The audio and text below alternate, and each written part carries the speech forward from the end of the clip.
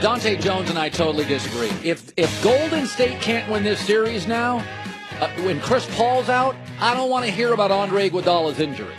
I don't want to hear about it.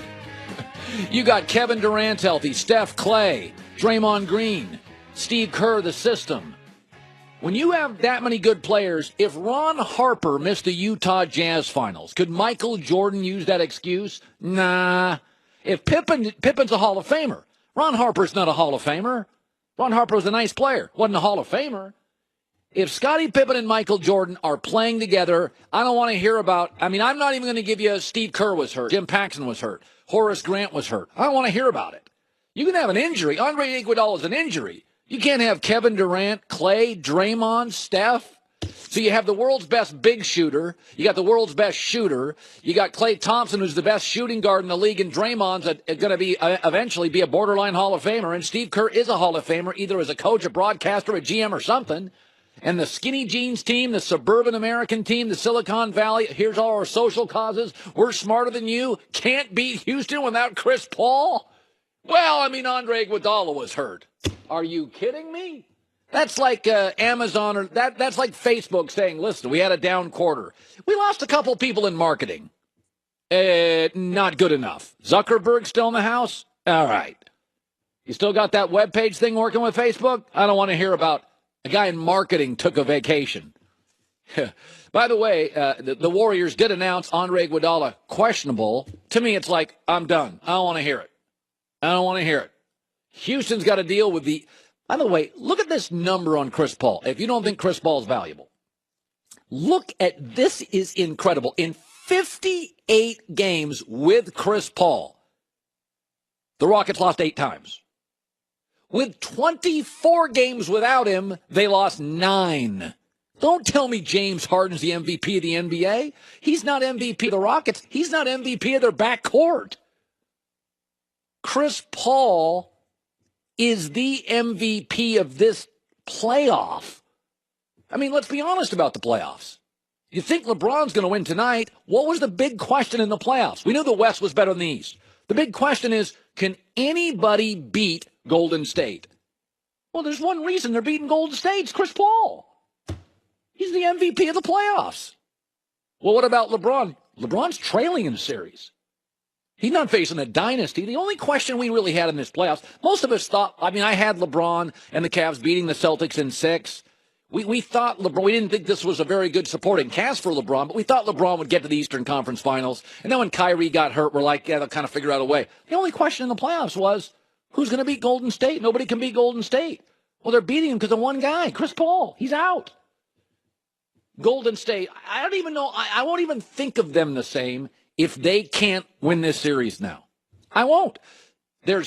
By the way, the Miami Heat, when they had LeBron and D. Wade, did we consider that a dynasty? Don't you have to kind of win a third? I think San Antonio with Duncan was a dynasty. Shaq and Kobe dynasty. Magic Lakers dynasty. I don't consider Philadelphia 76ers with Dr. J a dynasty. They were just really, really good. Not everybody that wins even 2 championships is a dynasty. I don't consider the big 3 in Boston a dynasty. They were really, really good. They won a title. So, I think Golden State, it's my fault. I'm the one that always says, yeah, they're a reigning dynasty. Well, they got one without Kevin, one with Kevin. You got to win this year. Yeah, I'm assuming we're going to get a third title, second with Kevin Durant. They trailed 3-2. Chris Paul's out. I'm honestly, if they can't win the series now, they're a 12-point favorite in Game 6. A 12-point favorite. Now, Game 7, we're not sure yet. But in Game 6, they're a 12-point favorite.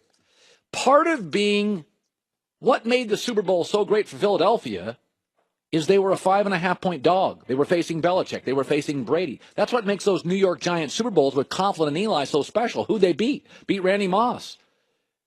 Beat Teddy Bruschi. Beat Tom Brady. Beat Belichick. Beat Kraft. That's what makes them so special. Wow. Chris Paul's out. Jason Whitlock, top of next hour. Never had Catino Mobley, former Rocket Magic Clipper. Good dude. Smart dude going to be on the show. Looking forward to Catino Mobley. Best for last hour. Man, oh, man, oh, man. Yeah, Dante Jones and I just disagree on that one. He thinks the Andre Iguodala thing. Listen, if Let's shift gears to the Celtics and the Cavs. To me, tonight, I don't even need Boston to win.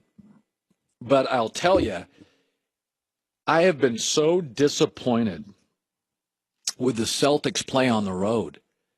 I know LeBron got shelled on the road in this series, but he beat Toronto twice. He beat Indiana in Game 4, and he's got 61 road playoff wins. I don't worry about LeBron if it goes to a Game 7. He'll play hard. Look at Boston's splits. For our radio audience, I'm not going to go through all the numbers. They are plus 11.5 at home and minus 12. That is a 23.5-point swing home to road. They average 109 at home and 94 on the road. That is a 15-point swing. God, Lord. They're a different playing, shooting, defending, hustling team home and away. So I'll take the Cavs tonight, the Vegas spread.